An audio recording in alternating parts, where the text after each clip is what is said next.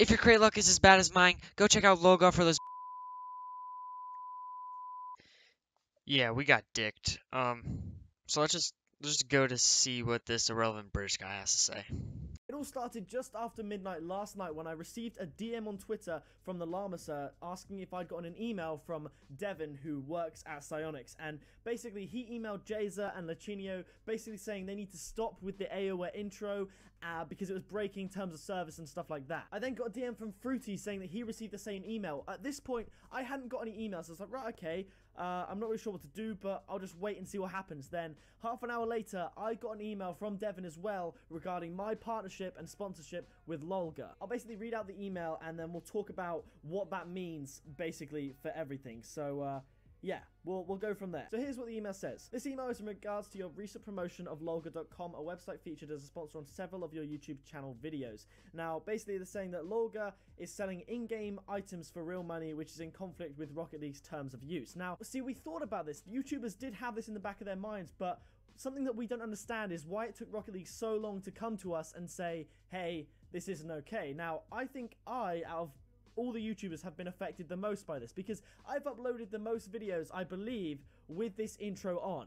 So I've basically spent all of today going through YouTube's editor, chopping off the intro, the Lolga intro of all of my videos all the way back into May, and removing it from all of my descriptions and everything like that, and that takes a long time. So for those of you who don't know, Pixel and I are actually very, very good friends. I'm actually going to be a little serious here because I'm sponsored by Lolga as well. I haven't received this email because I'm a much smaller YouTuber in proportion than everyone mentioned on that list that he said. But I wanted to add something to what Pixel said, and I had a chat with him. I basically said, hey, is it cool if I use what you said in this video? I talked to him, and my guess on why, he mentions why it kind of took so long. He was wondering why it did, and I kind of have a theory on why. So, for those of you who have played Counter-Strike and have been in the scene long enough to know what happened with T Martin and Pro Syndicate, they made a gambling website and basically were scamming, not scamming, but like setting the winnings for themselves to win the money. So, I feel like why it took them so long was because they wanted to see where this would go and how they would take it and what the websites were actually doing as websites. Now, granted, these websites aren't really they aren't really making trades through bots. Like, you know what I mean? Like LLG, I haven't used however you say it, Aoeah or something like that. I've used Lolga.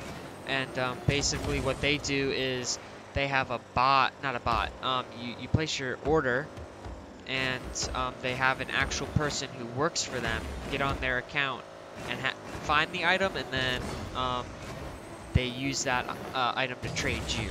So it's not a bot, it's 100% real person, but in my opinion, if you can place an order for something like that, a coder could definitely figure out how to get it from bot system to player or player to bot, and eventually create a gambling website in a sense for Rocket League. Now, for those of you who played Rocket League since the release, I know the owners of Psyonix basically stated that they did not want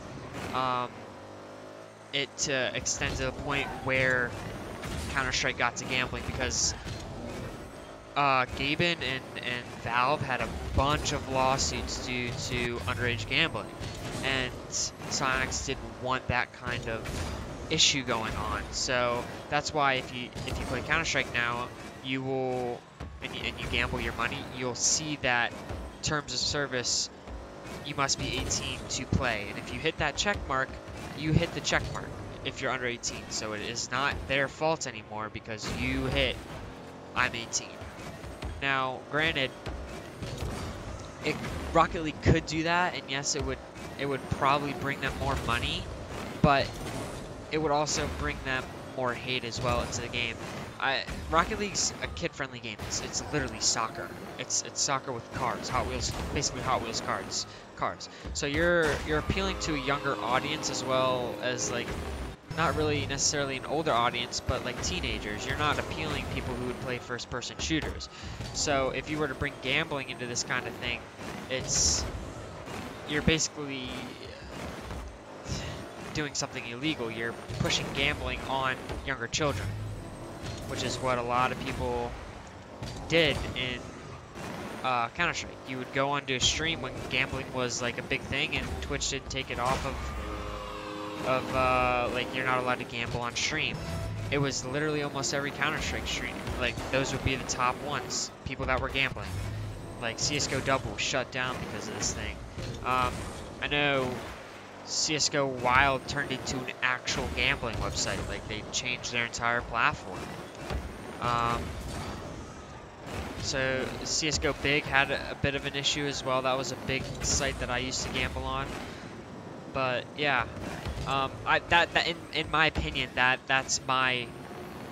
And I talked with Pixel and he kind of understood what I was talking about. So yeah, he agreed. He saw where I was coming from, and he kind of understood what I meant. So that could have been the reason why they were taking so long, just to kind of see where it would escalate to. Yes, it's promoting Rocket League. Like you're literally the sites literally got them probably more revenue through keys and opening crates and stuff. You know what I mean? So yeah.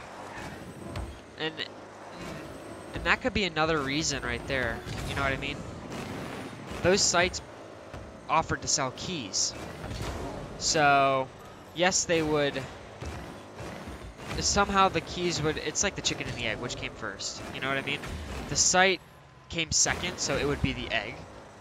But anyway, if they're buying keys and selling keys for a cheaper price on the website, they're technically probably making more profit on the website than they would on Rocket League, which could be another reason why, you know? Like, I know when a new crate comes out, Lolga does a bundle where you could buy the new crate and like maybe 20 keys for $100. And I know people that have bought that package. So it could be in a sense of them, you know, not making money and Lolga and Aoeah stealing their revenue.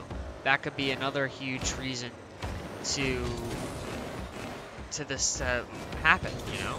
So, yeah, if you guys could leave your comments on what you think is going on, why you think they took so long to get to us. Like, I still haven't been contacted. So, technically, I could still use it, but I'm not going to be like that because, you know, when they do contact me, it's just another video I have to take out, and I don't want to deal with that. So, anyway, thank you guys so much for watching. I hope you guys enjoyed this video. Smash that like button, subscribe if you're new, and if you haven't already, hit that notification bell so you know when I go live or upload a new video just like this. So I'll see you guys in the next video, and peace out.